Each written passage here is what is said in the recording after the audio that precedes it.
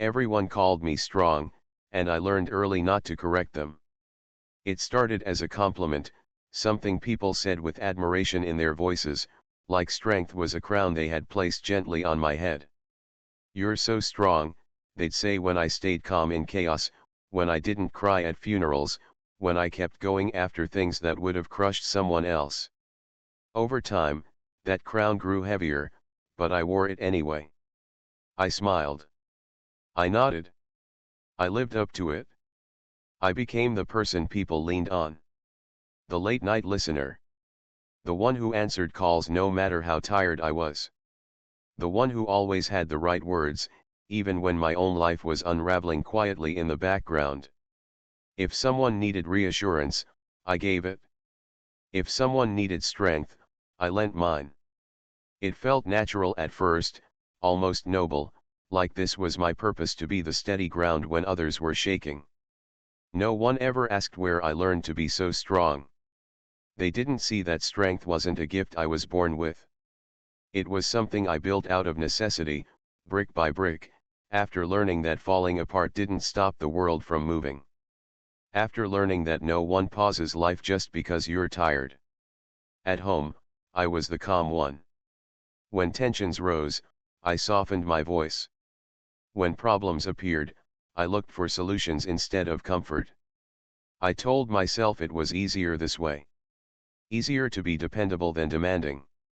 Easier to be the strong one than the needy one. I swallowed my worries whole and told myself they would dissolve with time. They didn't. Instead, they settled somewhere deep inside my chest, like a quiet pressure I learned to live with. I woke up every morning already tired, but I called it responsibility. I went through my days with a practiced smile, one I had perfected so well that even I believed it sometimes. If anyone noticed the cracks, they were polite enough not to mention them, or maybe I had hidden them too well. "Are you okay?" people asked occasionally, but it was always casual, always passing, never an invitation to be honest. And I always answered the same way. "I'm fine." I said it automatically, like muscle memory. Fine meant I didn't need help. Fine meant I was still useful. Fine meant I wouldn't be a burden. The truth was, I didn't know how to say anything else. I watched how people reacted when others broke down, how quickly sympathy turned into discomfort, how vulnerability became something that needed fixing or escaping. I promised myself I wouldn't be that person. I would be the strong one. The reliable one. The one who didn't make things awkward by needing too much. So I learned to compartmentalize. Pain went in one box, fear in another, exhaustion in a third. I told myself I'd open them later, when life was quieter, when things slowed down. But life never slowed down, and the boxes kept piling up. Sometimes, late at night, when the world finally went silent, I felt the weight of them all. The thoughts I ignored during the day would tap gently at my mind, asking to be acknowledged. I'd turn over in bed, scroll through my phone, distract myself with anything that kept me from listening too closely. Because listening felt dangerous. Like if I stopped being strong, even for a moment, everything would collapse. People admired my resilience. They told me they wished they could handle things the way I did. I smiled at that too, even though I wanted to tell them the truth that I wasn't handling things, I was surviving them. That strength, for me, wasn't confidence or courage. It was endurance. I didn't realize when strength stopped being empowering and started being isolating. When people began to assume I didn't need checking in on, because I always seemed okay. When my silence was mistaken for peace. There were moments, small, fleeting ones, when I wished someone would look at me and see past the calm exterior. See the way my eyes lingered too long on nothing. See the way my laughter didn't always reach my chest. See the tiredness that sleep never fixed. But no one did, or maybe no one knew how. And I didn't know how to ask. So I kept going. Day after day. Crisis after crisis. Being strong for everyone because it felt like the only role I was allowed to play. The only one I knew how to perform. I told myself I could handle it. I always had before. What I didn't know yet was that even the strongest people have a breaking point, and that mine was getting closer with every silent smile, every swallowed feeling, every time I chose to be strong instead of honest. And when it finally came, it wouldn't be loud. It wouldn't be dramatic. It would come quietly, on a night that looked like any other. But that night was still waiting for me. The thing about being the strong one is that no one notices when you start to weaken, not because they don't care, but because you've taught them not to worry. The cracks didn't appear all at once. They were subtle, almost polite. A little more exhaustion than usual. A little less patience. A constant tightness in my chest that I blamed on stress, or lack of sleep, or anything other than what it really was. I told myself this was normal. Everyone gets tired. Everyone feels overwhelmed sometimes. This was just life. But deep down, I knew something was changing. Mornings became harder. I would wake up already feeling behind, as if the day had started without me. My body moved on autopilot: shower, clothes, routine, but my mind lagged somewhere far away.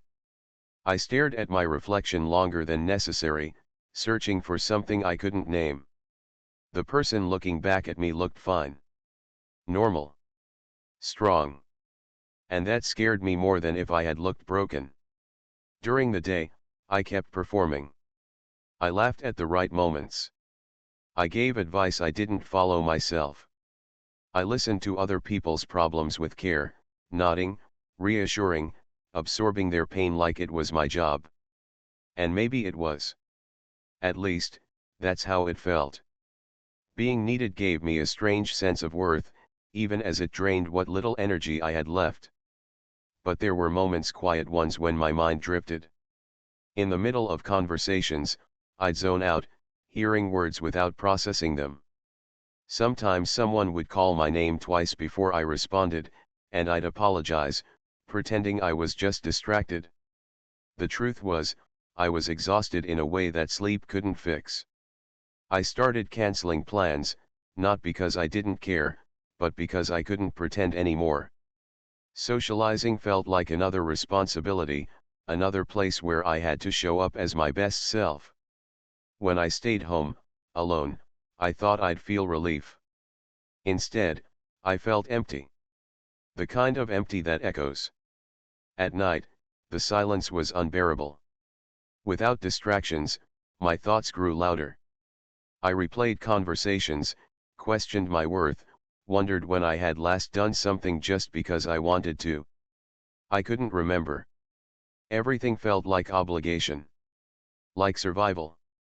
I noticed how people had stopped asking me how I was doing in a real way. They still talked to me, still relied on me, but the concern was gone. Not because they were heartless, because I had convinced them I didn't need it. Strength had made me invisible in my own pain. Sometimes I wanted to scream, "I'm not okay." But the words stayed stuck in my throat. I didn't know how to explain that being strong all the time was slowly breaking me. That carrying everyone else's emotions left no room for my own. That I was tired of being the example, the rock, the one who always held it together. Instead, I kept saying, "I'm fine." Even to myself. The cracks grew wider. I became irritable over small things and numb over big ones. Things that once excited me felt distant, like memories from someone else's life. I stopped looking forward to the future, not because I felt hopeless, but because I felt nothing at all. Just a dull, constant heaviness. I told myself I didn't have the right to feel this way. Other people had it worse. Other people were struggling more. I should be grateful. I should be stronger. Guilt layered itself on top of exhaustion, making everything heavier. Some nights, I lay awake wondering what would happen if I stopped being strong.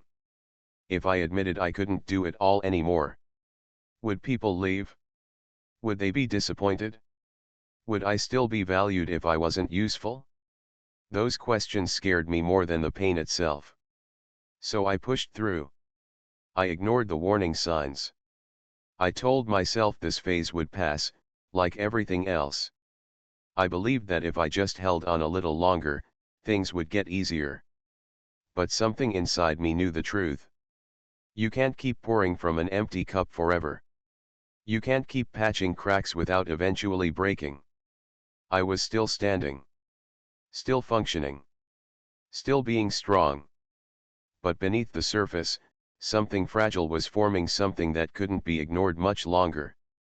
And I didn't yet realize that all it would take was one quiet night, one unguarded moment, for everything I had been holding back to finally come undone. It was an ordinary night, the kind that should have been easy to ignore.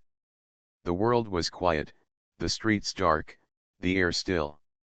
I told myself I'd just rest, catch up on a few emails, maybe scroll through social media for distraction. But as soon as I closed the door behind me and sank into the silence of my apartment, the walls seemed to close in. The weight I had been carrying for years, carefully hidden behind smiles and nods, pressed down harder than ever. It wasn't sudden, it had been building slowly, quietly, but that night it finally became impossible to ignore. I tried to distract myself. I turned on the TV, flipped through channels, checked my phone. Nothing worked. Every message, every notification, felt distant, meaningless. I realized I hadn't sent a single message for myself, hadn't written a word that was truly mine, hadn't spoken aloud the things my heart wanted to say. I had spent so long being everything for everyone that I had forgotten what it meant to be just me. I sat on the edge of my bed, my hands gripping the sheets as if I could hold myself together. The tears came slowly at first, almost apologetically, as if they were afraid to disturb the calm I had spent years projecting. And then they came faster, hotter, unstoppable. I hadn't cried like this in years. Not because I was too strong, but because I had been too afraid to let anyone see the cracks. Every memory I had tucked away, every hurt I had ignored, every fear I had buried deep inside rose to the surface. The exhaustion, the guilt, the loneliness, it all poured out at once. My chest tightened, my head spun, and for the first time in a long time, I felt the terrifying truth: I was human. I was fragile.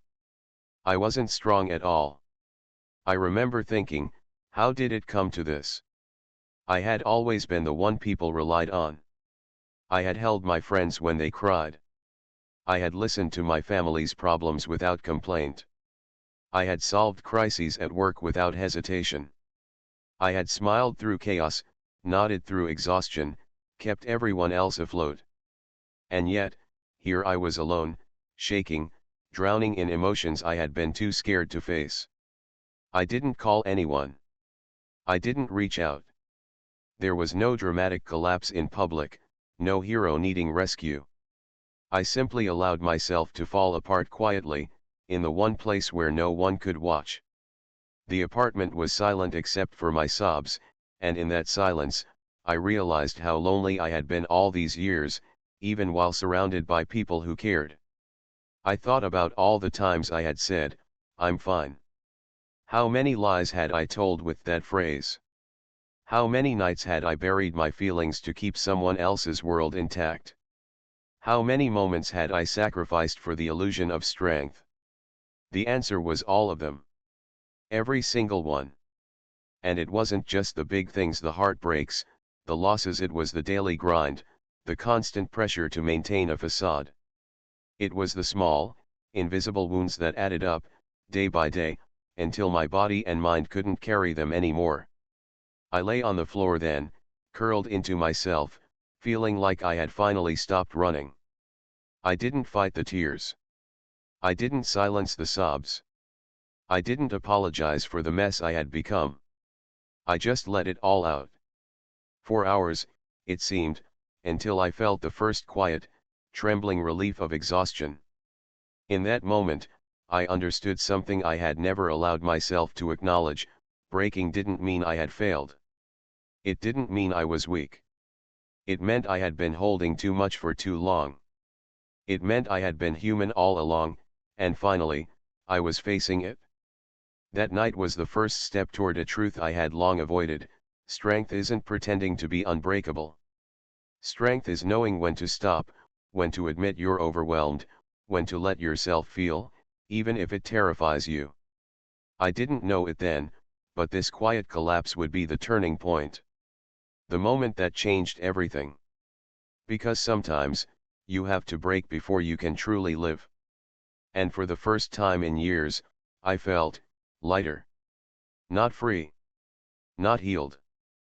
But lighter.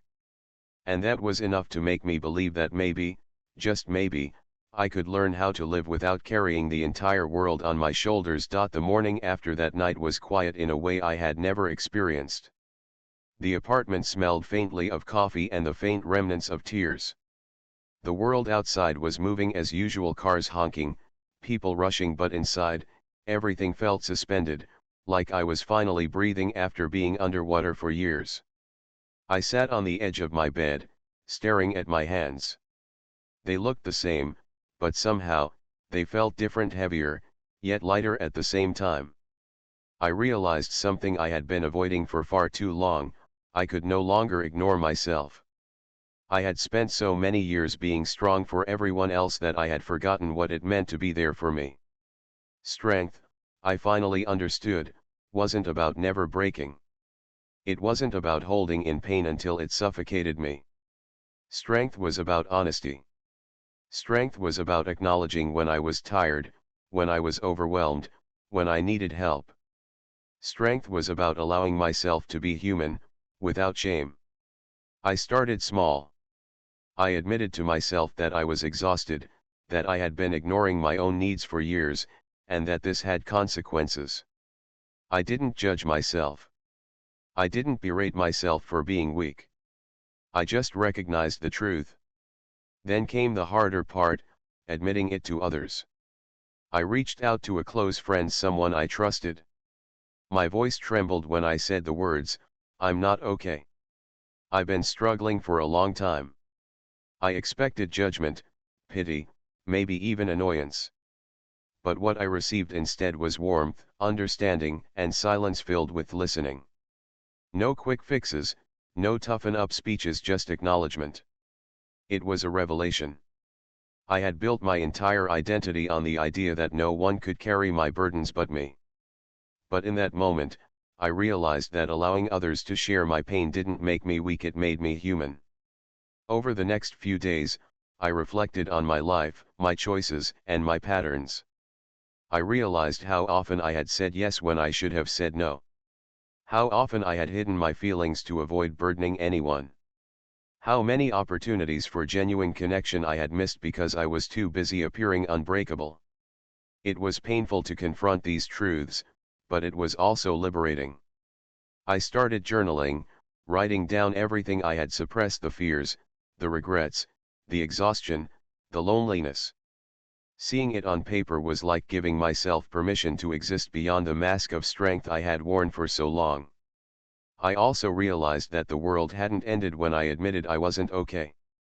People still loved me. People still valued me. And more importantly, I still had worth, even when I wasn't carrying everyone else's problems. It was humbling. It was freeing. It was terrifying. But the most important lesson came gradually: strength doesn't require perfection. It doesn't demand that I suppress my pain or hide my tears. Real strength is vulnerability, courage, and self-respect all wrapped into one. It's choosing to be honest, even when honesty feels unsafe. It's asking for help, even when pride tells you not to. It's loving yourself, even when the world is loud and demanding. I began setting boundaries. I started saying no without guilt. I allowed myself to rest, to cry, to feel anger and sadness without labeling it weakness. I learned that self-care wasn't selfish, it was essential. And slowly, imperceptibly at first, I began to feel lighter. The burden that had pressed on my chest for years loosened. I was still tired, still healing, but I was no longer drowning under the weight of being strong all the time. I also started to see that my story, the struggle, the exhaustion, the tears, wasn't something to hide. It was a part of who I was. A part of my journey. And maybe, just maybe, sharing it could help others who were silently carrying their own burdens. For the first time, I understood that breaking wasn't failure. It wasn't shameful. It was necessary. And from that breaking, I could rebuild, not just stronger in the old sense, but stronger in a real, honest, human way. That night, when I had fallen apart, I thought I had lost everything. But in reality, I had found something far more important, myself. And for the first time in years, I believed that I could finally live as more than just the strong one. I could live as me. The days after that night were quiet, but not empty. They were filled with small revelations, subtle shifts in how I moved through the world. The weight of pretending had lifted, replaced with something I hadn't known I needed for years: honesty. I still helped others. I still listened. I still offered advice when it was needed. But now, I did it differently. I did it without sacrificing myself. I stopped pouring from an empty cup. I learned to pause, to step back, to check in with my own heart before giving it all away. The first time I said no without guilt, it felt revolutionary. I didn't apologize for needing space. I didn't justify my exhaustion. I simply acknowledged it, and the world didn't collapse. People didn't turn away. They respected my boundaries. And in that moment, I understood a truth I had been blind to for years: being strong didn't mean being endlessly available. Being strong meant being true to others, yes, but also to myself. I began noticing the little things I had ignored for so long. Sunlight on the balcony. The smell of rain. The quiet comfort of my own thoughts. Things I hadn't allowed myself to enjoy because I had been too busy surviving, too busy holding everything together. Now, I could pause and truly feel them. Joy didn't feel guilty anymore. Peace didn't feel fleeting. Vulnerability became my new strength. I allowed myself to cry when I needed to speak when I wanted to, and to ask for help when I couldn't do it alone. Each time I did, it felt like a small victory, a reclaiming of a part of myself I had lost to the illusion of invincibility. I also realized the importance of connection. The friends who listened without judgment, the family who offered support without criticism, they became anchors in my life, reminding me that strength is not solitary. It is shared. It is mutual. And allowing others in doesn't diminish me, it enriches me. There were hard moments, of course. Nights when exhaustion returned, when the pressure of life threatened to overwhelm. But now, I faced those moments differently. I didn't run from them. I didn't bury them. I sat with them, acknowledged them, and let them pass. I learned that resilience is not about avoiding struggle, it's about meeting it with honesty and grace. The night I finally broke was no longer a memory of shame. It became a milestone, a turning point. It taught me that breaking doesn't make you weak, it makes you human. And that humanity, with all its imperfections, is the truest form of strength. I began sharing my story quietly with those who needed it. Not to boast, not to seek sympathy, but to let them know they weren't alone. To show them that it's okay to struggle, to fall apart, and to rebuild. The messages I received in return reminded me that every hidden tear, every silent struggle, is part of a shared human experience. I had spent so long living for everyone else that I forgot what it meant to live for myself. Now, I embrace it fully. I prioritize my health, my peace, my joy. I pursue things that feed my soul, not just obligations that fill my calendar. I laugh freely. I cry when I need to. I love openly. And perhaps the most important change of all, I no longer fear breaking. I understand now that breaking is not the end. It is a beginning, a chance to rebuild, stronger, wiser, and more whole than before. Strength, I've learned, is not the absence of vulnerability. It is the courage to face it. To acknowledge pain. To ask for help. To rest. To love yourself even when the world is loud and demanding. I am still the strong one, but in a completely new way. I am strong because I am human. Because I am honest. Because I allow myself to be fragile, and in that fragility, I find power. I am strong because I survived not by holding everything inside, but by letting it out. And now, when someone looks at me and says, "You're so strong," I smile softly and think of the truth I've discovered: strength isn't pretending you're unbreakable. Strength is knowing you are, in fact, breakable and choosing to rise anyway. Because the strongest people aren't those who never fall. They are the ones who, after falling apart, learn how to put themselves back together with patience, grace, and love. And that is the strength I finally own.